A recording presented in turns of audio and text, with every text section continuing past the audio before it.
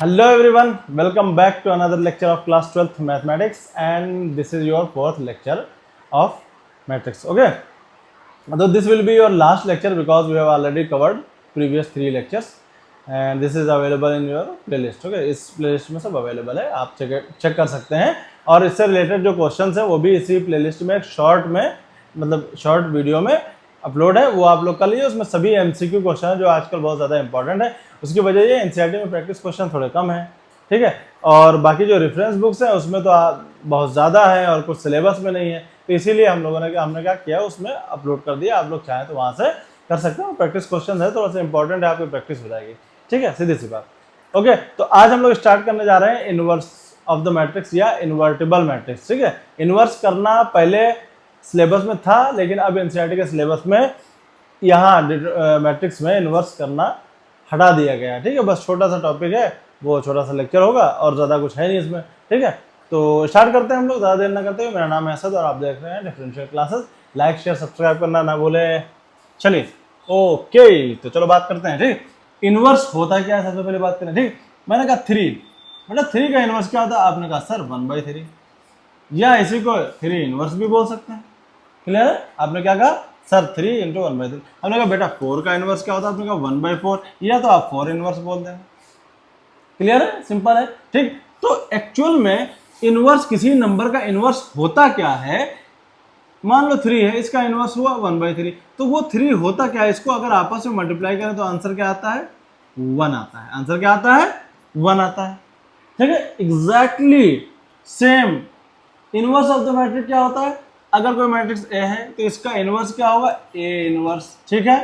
अब इन दोनों को अगर आपस में मल्टीप्लाई करें, A इनवर्स, तो क्या आएगा? 1, मतलब आई आएगा, क्योंकि यहाँ तो 1 आई होता है ना, ठीक है। क्लियर है बात? कहीं कोई दिक्कत? ठीक। अच्छा, इसको अब 1/3 लिखो या 1/3 पहले लिख लो, 3 लिखो, बात तो एक ही है ना। क्लियर है? अब अगर मान लो हम इस सपोज कर लो ये ए इनवर्स को हमको, भाई इनवर्स करने के बाद कोई मैट्रिक्स आएगा ना। मान लो ए का जो है इनवर्स करने पे मैट्रिक्स कोई बी आया, कोई मैट्रिक्स बी आया, तो हम ये बोल सकते हैं ना कि a × b is equal to I होगा। बिल्कुल होगा। क्या b × a भी तो आई होगा? क्या उसमें कोई डिफरेंस होगा? कोई डिफरेंस नहीं होगा। बिल्कुल सही बात है भाई। तो हम क्या कहेंगे कि कोई मैट्रिक्स का इनवर्स अगर वो इन्वर्टिबल मैट्रिक्स है तो a × b is equal to b × a is equal to I होगा। क्या ये बात सही है भाई? a का इनवर्स ये है, तो अगर ये कोई मैट्रिक्स है, इसका इनवर्स ये है, तो आपस में मल्टीप्लाई करेंगे तो क्या आएगा? आई आएगा। क्लियर है? इसी तरह कोई मैट्रिक्स a है, उसका इनवर्स करेंगे तो क्या आएगा? आई आएगा कि नहीं आएगा? क्लियर है? कोई दिक्कत किसी को? उम्मीद है सबको ये बात समझ में आ रही होगी, ठीक है। तो ये हो गया इनवर्स ऑफ द मैट्रिक्स। अब बात आती है, क्या हर मैट्रिक्स इन्वर्टिबल होता है? क्या सभी मैट्रिक्स इन्वर्टिबल होते हैं? बिल्कुल नहीं होते हैं, सभी मैट्रिक्स इन्वर्टिबल नहीं होते हैं। सपोज कर लो, मान लो हमने कहा 0 है, ठीक है। 0 का क्या इसका इनवर्स होता है? बिल्कुल नहीं होता है। क्यों? क्योंकि ये 1/0 क्या होता है? अनडिफाइंड हो जाता है, इनफाइनाइट हो जाता है ना। तो इसका इनवर्स नहीं पॉसिबल है। इसी तरह मैट्रिक्स भी कुछ होते हैं जिनका इनवर्स पॉसिबल नहीं होता है, जैसे कि सिंगुलर मैट्रिक्स। ये हम आगे सिलेबस में पढ़ेंगे, आगे हम जब पढ़ेंगे डिटरमिनेंट्स में तो उसमें पढ़ेंगे कि क्या होता है सिंगुलर मैट्रिक्स और उसका इनवर्स क्यों नहीं निकलता है, ठीक है। क्लियर है? अभी हमको ये नहीं पढ़ना कि कौन सा मैट्रिक्स इन्वर्टिबल नहीं है, बस हमको ये पढ़ना है कि इन्वर्टिबल मैट्रिक्स होते क्या है। वो मैट्रिक्स जिनको हम इस फॉर्म में लिख सकें, उन मैट्रिक्स को हम बोलते हैं इन्वर्टिबल मैट्रिक्स। क्लियर है? वो मैट्रिक्स जिनको इस फॉर्मेट में हम लिख सकते हैं उसको हम क्या बोलते हैं? इन्वर्टिबल मैट्रिक्स, है ना भाई। अगर हमने कहा 3 है, 3 का इनवर्स 1/3 है, तो इसको 3 × 1/3 लिखो या 1/3 × 3 लिखो, आएगा तो 1 ही ना। क्या कोई डिफिकल्ट है? नहीं, हमको तो नहीं लग रहा डिफिकल्ट है कोई भी। एकदम सिंपल सी बात है ना। मतलब किसी तरह की कोई बहुत बड़ी चीज नहीं बता रहे हैं ना, आसान चीज है।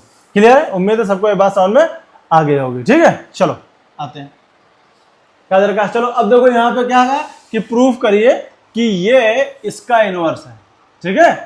समझ ना, इसका इनवर्स क्या है? b है, मतलब ये a है और ये क्या है? a इनवर्स है, जिसको b के फॉर्म में रिप्रेजेंट कर दिया गया है ना। इसका इनवर्स ये है। क्लियर? तो हम लोग प्रूफ कर देते हैं। सबसे पहले a b निकालते हैं, है ना। ए बी, ये बी एक्चुअल में ए इनवर्स है ना, ये बात समझ में आ रही होगी। तो ए बी निकाला हमने, क्या आएगा वही मल्टीप्लाई, ठीक है, 3 इंटू टू, ये सबसे पहले इसको इससे है ना 3 इंटू टू प्लस 5 इंटू -1, ठीक है। दूसरा क्या होगा, इसी को इससे 3 इंटू -5, फिर 5 इंटू 3, ठीक है। फिर अब 1 इंटू टू प्लस 2 इंटू -1, ठीक है, 2 इंटू -1, क्लियर। अब देखो 1 इंटू -5, फिर 2 इंटू 3, ठीक। तो चलो निकाल लेते हैं कितना आएगा ये भी। ये आ गया 6 और -5 बचा 1, ये आ गया 2 इंटू टू, 2 - 2 बचा 0, ठीक है। ये आया 5 15 और ये 15, ये बचा 0, ये होगा -5 और ये होगा 6, 6 में -5 होगा, ये बचा 1। ध्यान से देखो, देखो आई आ रहा है ना, आ रहा है कि नहीं आ रहा। इसका मतलब क्या है, ए और बी को मल्टीप्लाई करने पे बना रहा है ना। अब देखो बी इंटू ए निकाल लेते हैं, कोई डिफिकल्ट नहीं है। तो b इंटू ए निकालना है, हमको ऐसा करते b पहले लिखेंगे, b ये हो गया हमारा, है ना, ये b हो गया, a कितना है ना। कैलकुलेशन मिस्टेक ना हो इसलिए इसको उठा के इधर लिख लो, है ना, गलती नहीं होनी चाहिए। मेन चीज कैलकुलेशन मिस्टेक हुई फालतू का टाइम वेस्ट होगा, क्योंकि प्रूफ करना है हमको, पता तो है ही आंसर।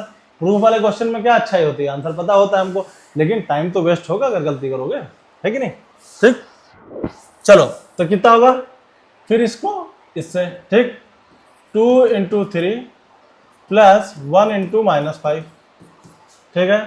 फिर 2 इंटू 5, 2 इंटू 5, फिर -2 इंटू, फिर -5 इंटू 2, ठीक है, क्लियर। अब देखो -1 इंटू 3 प्लस 3 इंटू -5, ठीक है, -1 इंटू 3, फिर 3 इंटू 1, सॉरी 3 इंटू 1, ठीक है। फिर -3 into 5, sorry -1 into 5 plus 3 into 2। अब ध्यान से देखो कितना है, 6 - 5 बचा 1, 5 10 10 0, 3 3 0, 5 और 6 में चुका 1। देखो ये आ गया, और ए बी इजक्वल बी है इजक्वल टू आई आ गया, ये भी आई है और ये भी आई है, प्रूफ हो गया। कोई मतलब कोई डिफिकल्ट चीज नहीं थी, बस मल्टीप्लाई किया, प्रूव कर दिया कि भाई इन ए और बी को मल्टीप्लाई करने पे 1 आ रहा है, 1 मतलब आई आ रहा है, इसका मतलब ए का इनवर्स क्या है, बी है, क्लियर, कोई दिक्कत नहीं। या बी का इनवर्स ए भी बोल सकते हैं, कोई फर्क थोड़ी पड़ेगा भाई। 3 का इनवर्स 1/3 होगा, तो 1/3 का इनवर्स भी तो 1/3 का इनवर्स भी तो 3 होगा, क्या कोई फर्क पड़ता है तो एक ही बात ना, कान इधर से पकड़ो चाहे। भाई ये है, इसको उल्टा कर दिया इसे है, अब इसका उल्टा करेंगे तो फिर से वही आ गया, क्लियर। उम्मीद है बात सबको समझ में आ गई होगी। चलो नेक्स्ट पे आते हैं, क्या दे रखा है, यूनिकनेस ऑफ इनवर्स, ठीक है। तो क्या होता है यूनिकनेस ऑफ इनवर्स, क्या होता है, मैट्रिक्स कहता है कोई भी मैट्रिक्स है अगर उसका आप इनवर्स निकालोगे तो सिर्फ एक इनवर्स निकलेगा, ये नहीं कि 10 इनवर्स निकला है, जो भी इनवर्स निकलेगा वो सिर्फ एक ही होगा, सिंपल, और वो यूनिक होगा, अलग अलग 10 टाइप के इनवर्स नहीं निकल सकते किसी एक मैट्रिक्स का, ठीक है। तो हम वो प्रूफ कर लेते हैं, क्या किसी मैट्रिक्स का इनवर्स निकालते हैं सिर्फ वही एक ही होगा, और कोई दूसरा इनवर्स नहीं निकल सकता किसी मैट्रिक्स का, ठीक है, देखते हैं, ठीक है। चलो मान लिया एक ए है जिसका इनवर्स है बी, ठीक है, तो A B is equal to B A is equal to I है, ठीक। सपोज क्या एक मैट्रिक्स ए है, उसी का इनवर्स सी भी है, मान लेते हैं, लेट्स एज्यूम है ना कि ए का इनवर्स बी भी है और ए का इनवर्स सी भी है, क्लियर है, ए का इनवर्स बी भी है, ए का इनवर्स सी भी है, तो A C is equal to C A is equal to I. अब अगर हम प्रूव कर दें बी और सी इक्वल हैं, दोनों क्या है, बी और सी सेम है, तो इसका मतलब ये हम कह सकते हैं कि जो हमने बी माना था वो एक्चुअल में सी है, और जो सी माना था वो एक्चुअल में बी है, मतलब दोनों क्या है, एक ही चीज है, क्लियर। चलो देखते हैं, ये क्वेश्चन नंबर 1 हुई, ये क्वेश्चन नंबर 2 है, ठीक है, तो कोई दिक्कत नहीं, चलो प्रूफ करते हैं। तो हमने क्या लिया, A B is equal to I दे रखा है, A B is equal to I दे रखा है यहां से ना, फ्रॉम इक्वेशन 1, ठीक, A B is equal to I, दोनों साइड हमने क्या किया, सी से मल्टीप्लाई कर दिया, ठीक, दोनों साइड मैट्रिक्स सी से मल्टीप्लाई कर दिया, ठीक। तो ये होगा C into A B is equal to C I, ठीक है। अब सी ए बी इंटू सी और आई कितना होगा भाई, 1 से 1, मतलब आई से कोई भी मैट्रिक्स में मल्टीप्लाई करो वही मैट्रिक्स बचेगी, हो गया, ठीक। सी हो गया, ठीक। अब देखो क्या C A from equation 1, sorry equation number 2 है ना, फ्रॉम इक्वेशन नंबर 2 से हम कह सकते हैं फ्रॉम इक्वेशन 2, क्या सी ए की जगह पे हम आई लिख सकते हैं, बिल्कुल, I into B is equal to C. अब आई बी का हो या बी आई का हो, होता तो एक ही चीज है, बी इज इक्वल टू सी। ये हो गया हमारा प्रूफ, ठीक है। कोई दिक्कत, उम्मीद है सबको समझ में आ गया। तो बी और सी हमारे क्या है, इक्वल मैट्रिक्स है, क्लियर है, किसी तरह की कोई दिक्कत नहीं होगी, उम्मीद है, ठीक है। चलो नेक्स्ट पे आते हैं। तो इसका मतलब ये है, इसका मतलब ये हमारा प्रूफ हो गया कि जो कोई मैट्रिक्स है उसका इनवर्स एक यूनिक होता है, चाहे वो बी माना है तो बी है, सी माना है तो सी है, और बी अगर 2 3 4 मान लिए तो सब क्या होंगे, इक्वल होंगे आपस में। चलो क्या दे रखा है, ए बी आर इन्वर्टेबल, जैसे इसमें क्या ट्रांसपोज में था ना, बी और ट्रांसपोज में क्या था, ए बी का dash is equal to B dash A dash होता है ना, ये होता था कि नहीं होता था, ट्रांसपोज में चेंज हो जाता था आपस में, है ना। इसी तरह यहाँ भी चेंज होता है, ठीक, याद रखना। तो ये हमको प्रूव करना है, क्या प्रूव करना है, ए बी का whole inverse is equal to B inverse A inverse, ये हमको प्रूव करना है, ठीक है। मान लेते हैं, मान लिया ए बी कोई अगर मान लो मैट्रिक्स है सपोज को, और ए और बी इन्वर्टेबल मैट्रिक्स है, ठीक है। तो मान लिया कोई मैट्रिक्स ए बी है, मान लिया कोई मैट्रिक्स या सी है, ठीक है। मान लिया कोई भाई ए और बी को आपस में मल्टीप्लाई करोगे कोई एक मैट्रिक्स आएगा कि नहीं आएगा, कुछ आएगा, वो मैट्रिक्स मान लिया सी है वो, तो हम ये बोल सकते हैं कि सी इंटू सी इनवर्स क्या होगा, आई होगा, है ना, सी इनवर्स आई होगा कि नहीं होगा, सी इंटू सी इनवर्स, भाई सी है ये उसका इनवर्स है, इन्वर्टेबल इनवर्स है, तो आपस में मल्टीप्लाई करेंगे आई आएगा। भाई इसका जो भी मान लो, हमने कहा कोई नंबर 2 है, कोई नंबर 3 है, ठीक, तो इसको मल्टीप्लाई करने पे 6 आया, तो 6 का इनवर्स क्या होगा, 6 इनवर्स होगा, यही तो होगा। तो इसी तरह मल्टीप्लाई करने पे एक मैट्रिक्स सी आई, तो सी का इनवर्स 1 होगा, देखो सी इंटू सी इनवर्स 6 इनवर्स 1 लिख सकते हैं ना, तो इसी तरह सी तो सी इनवर्स आई लिख सकते हैं, ठीक है।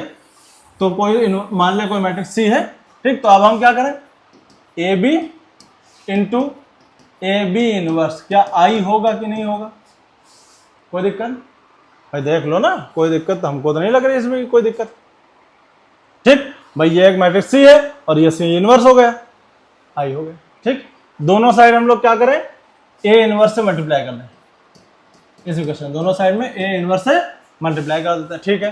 तो A inverse A B into A B का whole inverse is equal to A inverse I, ठीक, कोई दिक्कत, कोई दिक्कत नहीं। अब ध्यान से देखो, अगर ब्रैकेट अंदर खोल दो, A inverse A B into A B का whole inverse is equal to I से किसी भी मैट्रिक्स में मल्टीप्लाई करो, ए इनवर्स ही रहेगा, वही मैट्रिक्स रहेगा, कोई फर्क नहीं पड़ेगा, है ना।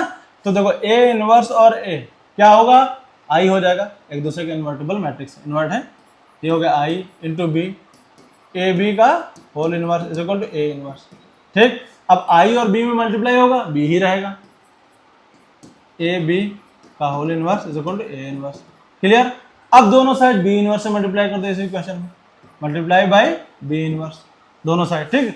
तो ये क्या, B inverse into B is equal to A B का whole inverse is equal to A inverse, sorry B inverse और ए इनवर्स, क्लियर।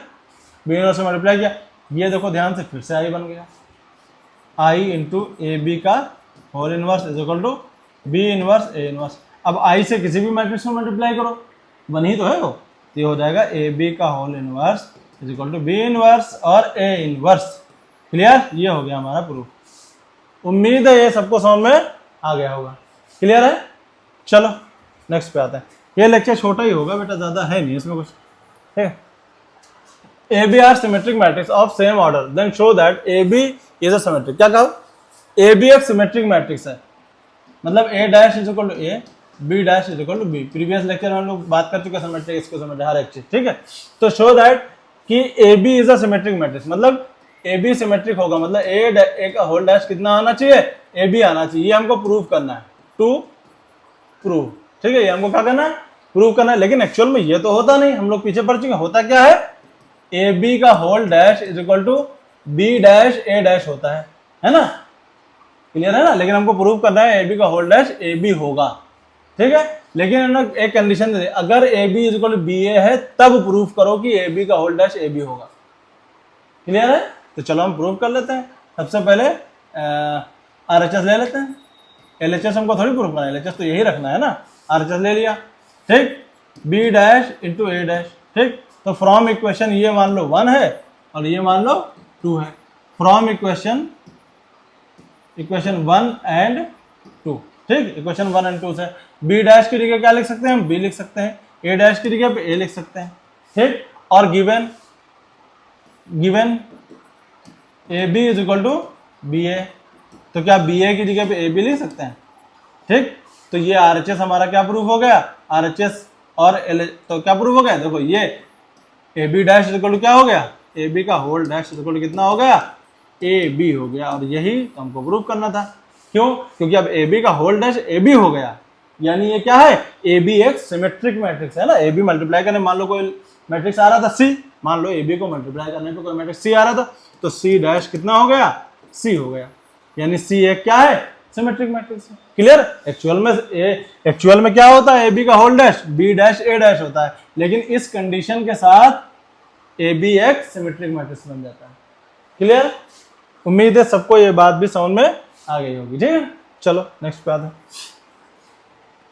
क्या दे रखा, ए इज इक्वल इतना, A square is equal to I, show that, ये proof करना है हमको, ठीक है। तो A is equal to alpha beta gamma minus alpha, ठीक है। और दोबारा ए स्क्वायर निकालना है तो एक बार ए और लिख लेते हैं, क्योंकि हमको मल्टीप्लाई करना है, बीटा गामा माइनस अल्फा। तो ए स्क्वायर कितना हो जाएगा, आई है, इन्होंने कहा है, गिवन है, ठीक। तो सबसे पहले ए स्क्वायर निकाल लेते हैं। A square is equal to, देखो अल्फा को अल्फा से मल्टीप्लाई किया अल्फा स्क्वायर, बीटा को गामा से मल्टीप्लाई किया बीटा गामा, ठीक। फिर अल्फा को बीटा से मल्टीप्लाई किया अल्फा बीटा, फिर बीटा को अल्फा से अल्फा माइनस बीटा, ठीक है, कोई दिक्कत। फिर अल्फा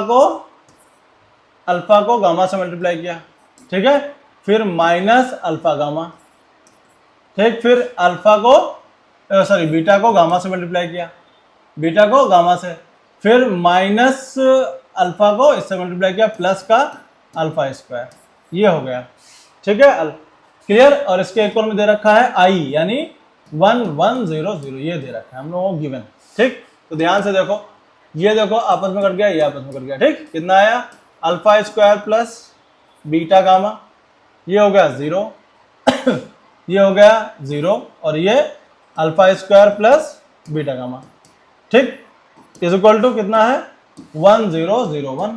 तो देख लो, इक्वेट कर दो, आ गया, प्रूफ कर दो।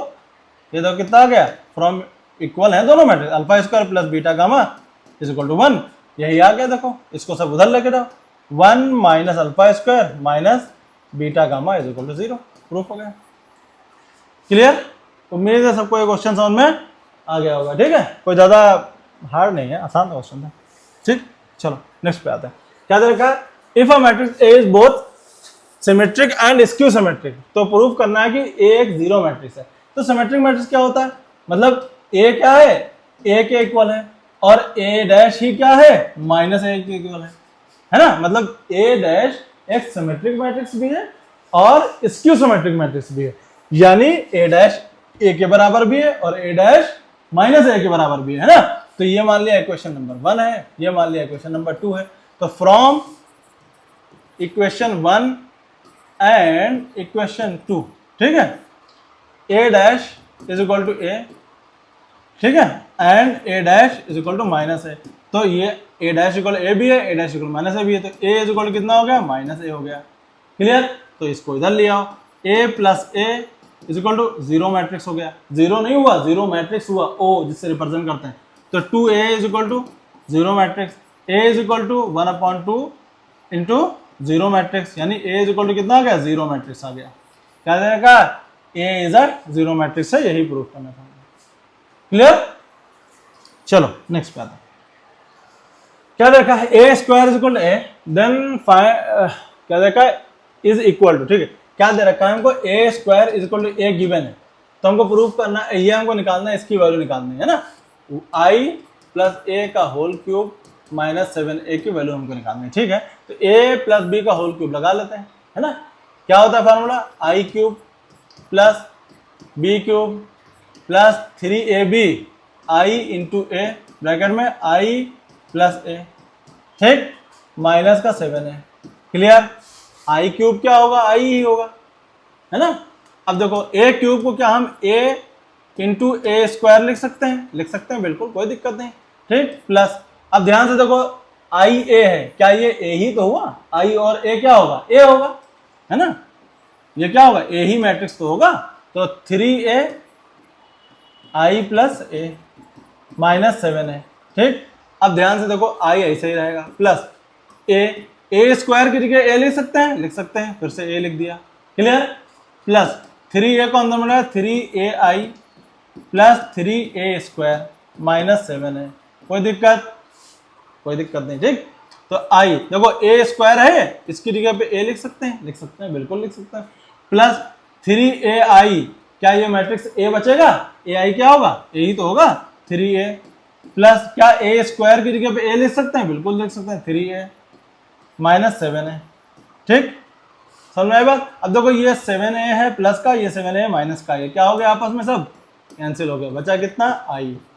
क्लियर है, तो इसका आंसर क्या हो जाएगा, आई हो जाएगा, ये एक आइडेंटिटी मैट्रिक्स होगी। क्लियर, बस फॉर्मूला लगाया, अंदर ए स्क्वायर जहां ए स्क्वायर था उसकी जगह ए पुट कर दिया, ठीक। चलो नेक्स्ट पे आते हैं, क्या दे रखा है, हाँ अब ये देखो असर्शन और रीजन का क्वेश्चन है, ठीक है, दो स्टेटमेंट दे रखे होंगे, उसमें से क्या कहा है, या तो दोनों ट्रू होंगे या दोनों फॉल्स होंगे, या ए भी ट्रू होगा बट आर फॉल्स होगा, या ए फॉल्स होगा और आर ट्रू होगा, ठीक है, कुछ भी हो सकता है, ठीक। तो चलो इस पे क्वेश्चन देखते हैं, क्या दे रखा है matrix, let A be the 3/3 matrix, ठीक है, चलो ये चीज ये गिवन है, ठीक है, ये चीज गिवन है, प्रूव करना है हमको A inverse equal 1/7 5i minus A, ठीक है, तो प्रूव करते हैं इसी से, A square minus 5a plus 7i is equal to 0, ठीक है, तो A square is equal to कितना होगा, एक इसको इधर लेंगे, हाँ क्या,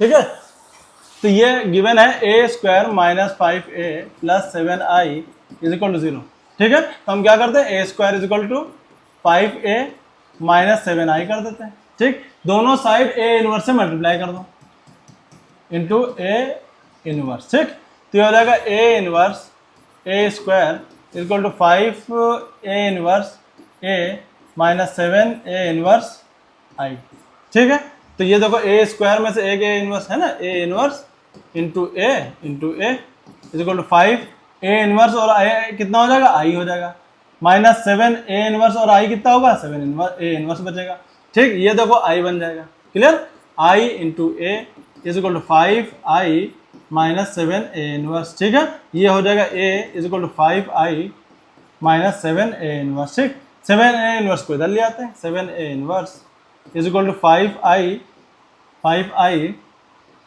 माइनस a, ठीक है, और 7 से डिवाइड कर दो आ गया, ठीक है, क्लियर, 1/7 5i माइनस a, तो इसका मतलब a ट्रू है ना, a क्या है, ट्रू है। अब हमको सेकंड वाला चेक करना है कि क्या सेकंड स्टेटमेंट भी ट्रू है या फॉल्स है, ठीक है, चलो सेकंड ट्रू कर चेक करते हैं। सबसे पहले यहाँ से ए स्क्वायर की वैल्यू निकालना है, यहाँ से ए स्क्वायर इक्वल टू कितना हो जाएगा, 5a माइनस 7i, ठीक है, अब इसको सॉल्व करते हैं, क्या ए क्यूब को हम ए स्क्वायर इंटू ए लिख सकते हैं, हाँ लिख सकते हैं, minus 2a square minus 3a plus I, clear, अब ए स्क्वायर की जगह देखो ये पुट कर दो, 5a माइनस 7i इंटू ए माइनस 2 ए स्क्वायर की जगह फिर से 5a माइनस 7i ठीक, minus 3a plus I, clear, ये कितना हो जाएगा, 5a square minus 7ia minus 10a plus 14i minus 3a plus I, clear है। अब देखो ये तो फिर से a बचेगा, है ना, i और a कितना हो जाएगा, a बचेगा, लेकिन 5a स्क्वायर को हम फिर से लिख सकते हैं, कितना होगा, 5a स्क्वायर की जगह 5a माइनस 7i, ठीक, ये हो जाएगा माइनस 7a और देखो -7 है और -10 है, +14i, -3 है, +i। ठीक, तो इसको कितना हो जाएगा 25a -35i। ठीक, अब देखो ये माइनस, ये कितना हो जाएगा, ये और ये हो जाएगा माइनस का 20a, है ना, माइनस का 20a, ये 17 और 20, और ये 14 + 1 15i। ठीक, अब देखो 25a और 20a कितना हो जाएगा, 5a हो जाएगा। ठीक, और ये कितना हो जाएगा, माइनस का हो जाएगा 20i बचेगा, है ना, 50 में से 20i। ठीक, 5 कॉमन ले लिया इसमें से, a -4i बचा। ठीक, देखो यही चीज प्रूव करना था कि नहीं, 5a -4i। तो इसका मतलब क्या है, दोनों स्टेटमेंट करेक्ट है ना। तो कौन सा ऑप्शन सही होगा इसमें, हमने क्या किया बेटा, इसको बस रिड्यूस करते रहे, a स्क्वायर जहां जहां था उसकी रियल वैल्यू रखते रहे, आपस में मल्टीप्लाई करते रहे। ठीक, क्या था, दोनों a एंड ये वाला ऑप्शन सही है, a and b are true. Okay, तो उम्मीद है आज का लेक्चर सबको समझ में आ गया होगा। इसके क्वेश्चन इसी प्लेलिस्ट में बेटा इस समय स्क्रीन पे हो सकता है दिख भी रहे हो, तो इनको प्रैक्टिस करिए और जो भी डाउट हो आप कमेंट सेक्शन में कमेंट करिए। Okay, tata, bye bye.